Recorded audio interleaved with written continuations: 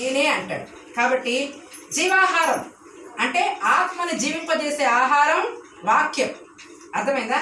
శరీరాన్ని జీవింపజేసే ఆహారం ఏంది? ఉదయం మా అయ్యగారు అంటున్నాడు, వంకాయ కూర తింటే ఆదివారం పూట ఆదివారం లాగా లేదని, చికెన్ తింటే చేపలు తింటే కాస్త ఆదివారం అనిపించింది అంట పాపం. కాబట్టి పాపకి మరి కాబట్టి ఆ వాక్యాన్ని ఆపకూడదు. ఆ పాప నిద్రపోతే ఇంకేం చేయలేదు. చపట పట్టండి. కాబట్టి వాక్యానికి జీవాహారం, వాక్యం అనే ఆహారము పిల్లలకి ప్రతిరోజు. రాజకుమారి, యెహోవా నా కాపరి నాకు లేమి కలగదు. చిన్న మాట పిల్లలకి తల్లి నేర్పాలి. మళ్ళీ కానీ తల్లే ప్రార్థన కానీ వాక్యం కానీ నేర్పాలి. తల్లిదండ్రులు ఇద్దరు కూడా బిడ్డల్ని ప్రతిరోజు తల మీద చేయబెట్టి దీవించాలి. ఎందుకంటే నువ్వు దీవించేవారు దీవించబడతారు. దేవుడి మాటలు దీవించును గాక.